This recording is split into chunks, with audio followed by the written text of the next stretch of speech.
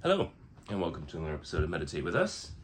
This is a very special episode in Tokyo, in Shinjuku, and my brother has decided to join me, which I'm very happy about. Thanks for being here, Cam. Thanks, Ben. Do you mind just telling us sort of how are you thinking and feeling about meditation at this point in your life? I think it's something that is worthwhile, and I don't often do, and maybe I should. Yeah. Yes. Yeah, I think that's totally fair, and I'm kind of glad you answered that way, because I think a lot of people feel that way, right? It is super, super difficult. There's so much research out there talking about how valuable it is to us, but actually carving out the time for the practice daily is a real challenge, and that's a big part of what this channel is about. So, Right. Makes sense. yeah, and so hopefully, this is just a reminder for you, a way to come back to the practice. I'm always impressed with, like, as we've traveled around Japan, Cam's shared a lot with me about, the culture, and so you have a great deal of knowledge, but I do think you're going, right? And you really love, Right. yeah, Yes. you love the experience, but it's difficult to slow down and to practice Yes. being. Right. So that's, Not my normal mode of operation. Yeah. But worthwhile, like I said. yeah. And so we, before this, just talked about how long we're going to meditate for, and I was saying I usually do 30 minutes, and Cam was like, well, that's, right? Even that was like, 30 minutes, that's going to be... Yeah, it's a long time. Yeah. Yeah. So, which I completely understand, and for someone who isn't meditating regularly, it is challenging. So we've agreed to meditate for 15 minutes, which I think is still going to be really good. Still a good amount. Okay, when you go into meditation, what do you do? What's actually happening? You tell me. I'm assuming a dignified posture. Okay, yeah. and generally focusing on my breath, sort of clearing my mind. I often use guided meditation tools to sort of help relax different areas of my body and stay a little bit focused, and trying to ignore the fact that I'm old and things hurt when I sit for a long time. So, but usually it's returning to the breath and sort of focusing on that and just sort of clearing things. Okay, I like that you brought up pain. It's very real, and it may very well happen. It does to me every single meditation. I am in pain. I recommend you use that pain, okay? Yep. Your body is excellent for grounding, right? So yes, always returning to focusing on the breath. Just an interesting subtlety to that is we are always breathing, and we don't have to do anything. So it is a very gentle noticing my body is breathing. Right? The kind of abrupt, oh, I'm not focusing on my breath, I'm going to shift to my breath, that's all thinking. That's all thinking. So that's why I'm saying a gentle recognition, a gentle noticing, my body is breathing in, my body is breathing out. Be one with breathing. Nice. We've got samurai swords in the background as well. It's kind of cool. In our place, in our VRBO here in Shinjuku, we've got samurai swords. So Cam just suggested we have those in the background. Fairly. There's a fair bit we've learned in Japan that's been very mindful. So it's nice to be doing an episode here with my brother. Okay, so let's do it. Just like you said, we're going to adopt that nice, tall, dignified posture.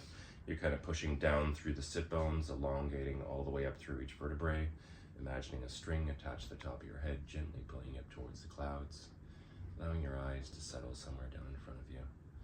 Just relaxing your eyes there. You can keep your eyes open, or you can close your eyes if you prefer. And just very gently bringing your attention to your breath. You don't need to manipulate your breath in any way.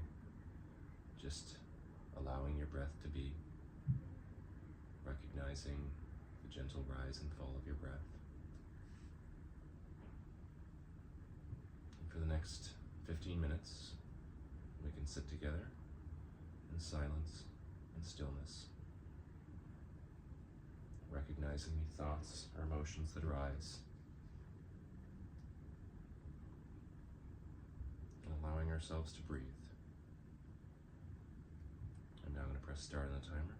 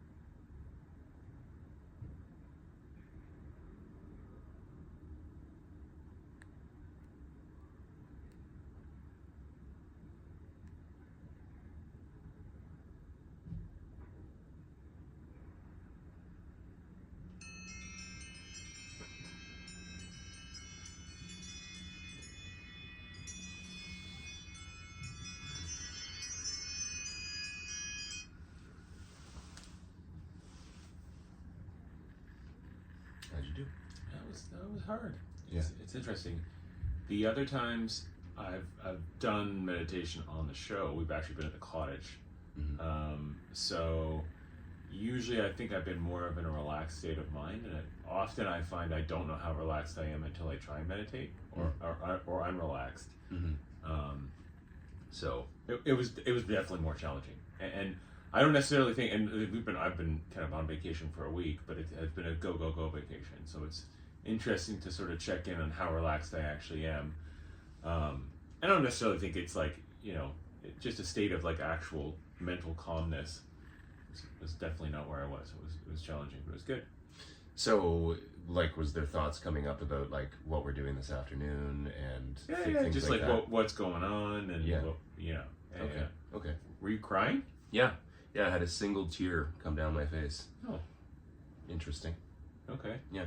I don't think it was crying. I think it was Oh, a you're right. I was single. just wondering. But I did find that interesting. Yeah. I kind of wondered about that.